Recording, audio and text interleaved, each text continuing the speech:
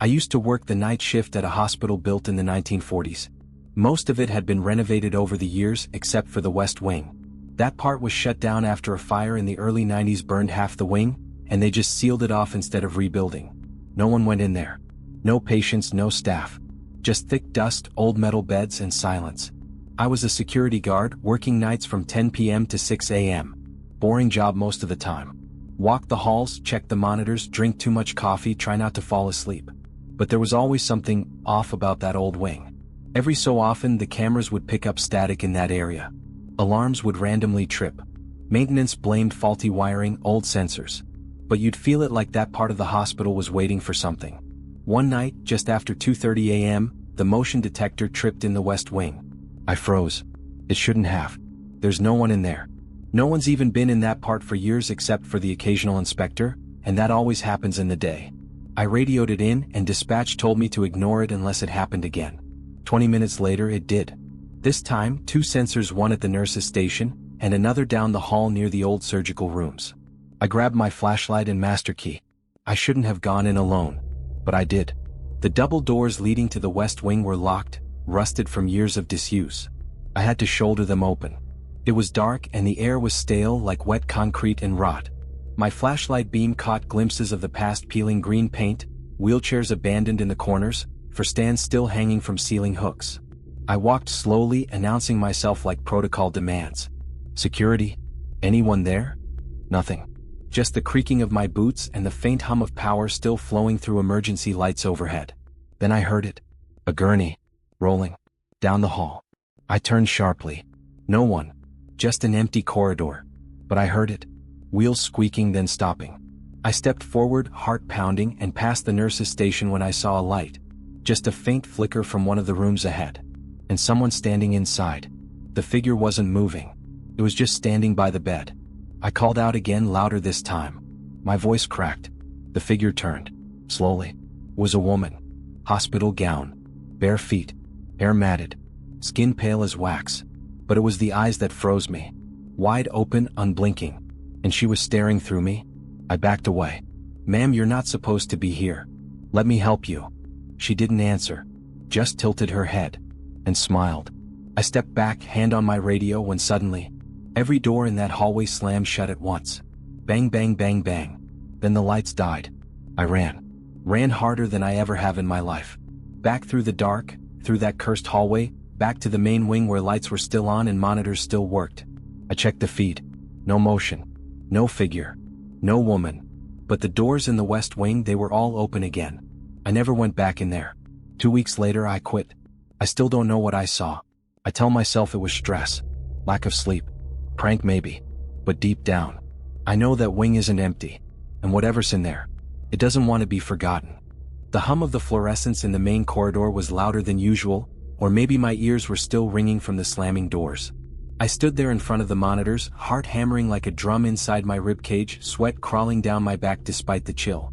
The screen for camera 17, the one pointed at the West Wing hallway, was black, flickering with static like an old TV searching for a signal.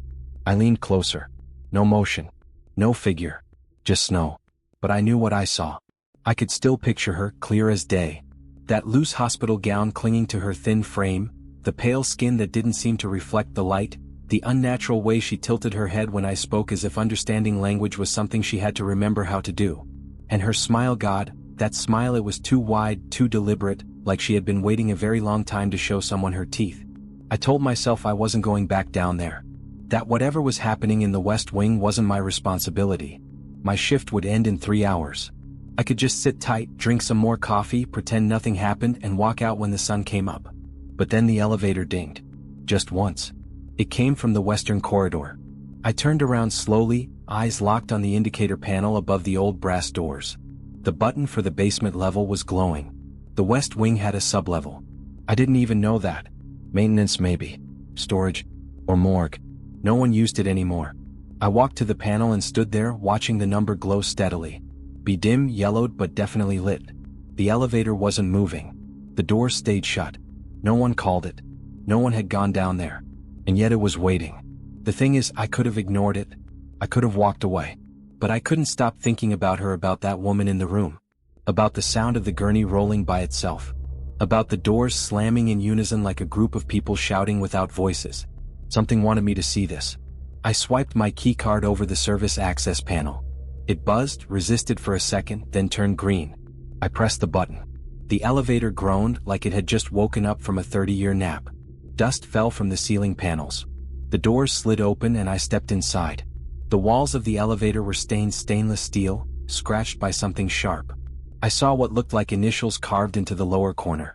TL or maybe FL, it was hard to tell. The floor tiles were chipped. There was a scent inside, faint but impossible to ignore, bleach, rust, and something older, like mold that had become part of the air itself. I hesitated before pressing B. The button clicked in. The elevator shook slightly, then began its descent with a lurch that made my stomach flip. As it moved, the overhead lights flickered. One of them popped, and I stood in a dim yellowish glow that made everything look like an old photograph. The kind you find in someone's attic, warped from heat, tinged with secrets. The ride wasn't long, but it felt like it took a lifetime. When the doors opened, the light didn't follow me. I stepped into darkness. The basement of the West Wing wasn't like the floors above. It was colder, even though there was no AC vent I could see. The walls were lined with exposed pipes, some dripping, some wrapped in what looked like decayed insulation. My flashlight sputtered as I clicked it on, casting a narrow beam down a hallway of open doors and half-lit signs. Most were broken, but I could still read faint letters behind cracked plastic: supply, storage, records. And one more. Morgue. I walked slowly, the sound of my boots muffled by a layer of thick dust. Every now and then, I thought I heard something like someone whispering a sentence and then stopping the moment I turned. Or maybe it was the pipes. Or maybe it was her. The hallway narrowed near the far end. There was a metal cart tipped on its side. A paper chart pinned under one of its wheels. I knelt to look. It was old, yellowed, corners curled. The name field was still legible: Angela R. The rest was smudged. Under status, one word: deceased. Date: April 12, 1994. Cause of death: complications following fire trauma. I dropped the chart. That fire. The one that shut the wing down. I backed away and turned, and that's when I noticed something strange about the doors. Each one I had passed now stood slightly open. Only an inch or two. Enough for someone inside to look out or something. My light flicked again, then went out completely. I was left standing in total darkness. And I could hear breathing. Not mine. Don't forget to subscribe and like if you like this story. It was the kind of blackness you feel in your teeth, thick like old smoke with a weight to it. I couldn't see my hands. Couldn't even tell if my eyes were open. But the breathing was still there. Wet, ragged, drawn from a chest that had to be struggling to function. A kind of gasping, the sort of sound someone might make if they'd just come out of a fire. Deep in the throat, like air being sucked through a cracked windpipe. I held my breath. And it kept going. It was in front of me, maybe 5 feet away. No movement. Just watching. Breathing. Like it had all the time in the world. I didn't move at first. I couldn't. My body had locked itself somewhere between fear and logic. A middle ground where all you can do is hope your next breath isn't your last. The darkness swallowed everything: my flashlight, my voice, even my thoughts felt like they were being spoken underwater. Then from behind me, a door creaked open. It was slow. Painfully slow. The sound dragged across my spine like a fingernail. Then a click, something tapping the floor behind me. A second footstep. Then another. Someone or something was walking in the dark, barefoot, dragging a foot behind them. But not toward me. Past me. As if circling. My breath came out in short, silent puffs. I fumbled for my flashlight, flicked it with my thumb, nothing. Hit it again, harder still, nothing. I banged it against my leg once, twice. And then the light came back. For half a second. Long enough to see her face. She was inches from mine. That same woman from before. But this time her skin wasn't pale, it was blackened, cracked, burned. Her lips were gone, peeled back to show her teeth, scorched and red. Eyes wide, boiled in their sockets. Her gown was charred at the edges, melted to her collarbone. And her hands, God, her hands, they were blistered stumps, but she was reaching for me anyway, as if to pull me close. And then the light went out again. I screamed. I think. Or maybe I just made a noise. My body turned on instinct and I ran. Not knowing where. Just away. My shoulder clipped a doorway. Pain shot through my arm, but I didn't stop. Down the hall, through the black, I felt something brush my leg, thin, brittle fingers? Maybe wire? I don't know. I smashed into the elevator doors, slamming the call button over and over. No light. No sound. Just my own ragged breath and that faint gasping sound, now coming from the end of the hallway. And then the elevator dinged. But not in front of me. It was coming down from above. I turned. The hallway I'd just run through was now lit. Not fully. Just a few overhead fixtures. Flickering yellow light that created more shadows than clarity. But I could see now every door on either side of the hall was wide open. And people were standing in the doorways. Not moving. Just watching me. Some wore hospital gowns. Some had uniforms. One was in a suit holding a clipboard. But none of them had eyes. Just black holes where their eyes should be. One by one their mouths began to open. Not speaking. Not screaming. Just opening wider and wider as if trying to inhale the whole hallway. And then I heard it. A second voice. A whisper. From behind my ear. You shouldn't be here. The elevator doors opened beside me with a slow grind. A light flickered to life inside the car and I stepped in without thinking. I didn't turn around. I didn't want to see who or what was behind me. I hit the G button again and again, each press echoing in that little box like a heartbeat. The doors took their time. Everything in that place did. It was like time moved differently down here, slower, meaner. As the doors finally slid shut, I saw a glimpse, just a flash of a figure stepping forward from one of the rooms, dragging something behind it, something long and wet. The elevator started rising, and for a moment I thought I was safe. But then the lights inside the car began to flicker, and the air changed. No longer cold. It smelled now like heat, like melting plastic and burning hair. And then I realized, I never pressed B. I never should have gone down there. And I wasn't alone in the elevator. The elevator shuddered mid-ascent, like something had grabbed it from the outside. The lights pulsed in rhythm with the metallic groans of the machinery, and then all at once the elevator stopped. Not at a floor. Not with a ding. It simply froze as if held in place by an invisible hand. Silence followed total silence. Even the hum of electricity had vanished. The kind of stillness that makes you suddenly aware of your own body, the way your lungs work, the ticking of your pulse in your neck, the creak of your shoes as you shift weight. I didn't want to turn around. I knew something was there. I could feel it before I heard it, before I smelled it. The air behind me had thickened, warm and putrid, like the inside of a crematorium oven left to rot. It pushed against the back of my neck with breath that wasn't real, moist, uneven, like something learning how to breathe for the first time. Or remembering. And then I heard the scrape of a foot. A slow movement. Something dragging. I turned. Not fast. Not dramatic. Just slowly, as though turning too quickly would invite it. The interior of the elevator was no longer the same. It looked old. Not in the hasn't been used in years way, but in the way that felt wrong. The metal walls were warped, bulging outward like something had been pounding against them from the inside for decades. The ceiling light, now red instead of white, swung faintly like it was hanging from a rope. The floor beneath me creaked, and the pattern of the tile had changed. Instead of squares, it was a mosaic. Of faces. Hundreds of them. Twisted in silent screams, eyes melted shut, mouth stretched open in agony. And from the center of it, something was rising. A hand. Or what was left of one. Charred skin, bone exposed where fingers had once been. It reached upward, slowly, blindly, toward my feet. I stumbled back and hit the rear panel hard. My hand slammed the emergency call button again and again, but no noise came, no response. Then the elevator lurched downward, violently, like the cables had been cut. The light above turned black, and in the flash between seconds I saw her again. The woman. Angela. Only now she was not alone. They were all there, the others. The ones from the morgue hallway. Pressed against the elevator's walls like living wallpaper. Their black eyes open now, glinting in the dark. Their mouths whispering things I couldn't understand.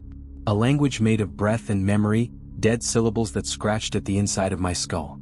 The elevator crashed into something. Not a floor, something softer. It didn't bounce. It sank. The doors slid open. Not to the lobby. Not to anything recognizable. It looked like the hospital, but not. The walls were darker. Wetter. Breathing. The paint peeled in long strips that curled like tongues. The windows were bricked up.